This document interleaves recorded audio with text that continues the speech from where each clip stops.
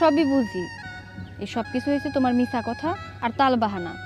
তোমার যদি আমার সাথে থাকতেই মন চাইতো তাহলে কবেই তুমি আমার বিয়া করে ফেলাইতা। কি পাগলের মতো কথা বলতেছো? তোমার ছাড়া আজ আমি কতটা কষ্টে থাকি, প্রত্যেকটা মুহূর্তে আমি তোমার মিস করি। শোনো, আর বেশি দিন দেরি নেই। কিছুদিনের মধ্যে আমি চিন্তা ভাবনা করছি যে শহরে থাকবো না, গ্রামে চলে এসে গ্রামে কিছু একটা করবো, তোমার বিয়ে করে সুন্দর একটা সংসার শুরু করে দেবো। হাসা কইতাছ? একদম। জানো, আমার না মেলা ভয় হয়। আমি শুনছি শহরে সুন্দরী সুন্দরী মাইয়া দেখা পুরুষগুলার মাথা নাকি একদম নষ্ট হয়ে যায়, তারা নাকি বদলায়া যায়। তাই না আমার অনেক ভয় হয়। তুমি যদি আমারে ভুইলা যাও তখন আমি কারে নিয়ে থাকমু কও তো? আমি তো তোমারে ভালোবাসি।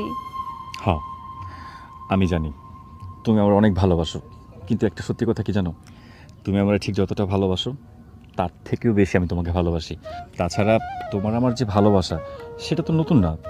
ছোটোবেলা থেকে তুমি আমার যেরকম ভালোবাসতা, পছন্দ করতাম, আমিও তোমার সেরকম পছন্দ করতাম, ভালোবাসতাম।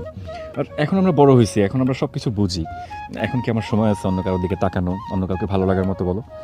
আমি তো পারলে এখনই তোমার বিয়ে করে আমার কাছে নিয়ে যাই। তুমি আর কয়েকটা দিন অপেক্ষা করো, দেখবা আমি তোমাকে বিয়ে করে আমার ঘরে নিয়ে যাবো। আচ্ছা ঠিক আছে, এতদিন যেহেতু অপেক্ষা করতে পারতেছি, আর কয়দিন আমি অপেক্ষা করতে পারবো, কোনো সমস্যা নাই।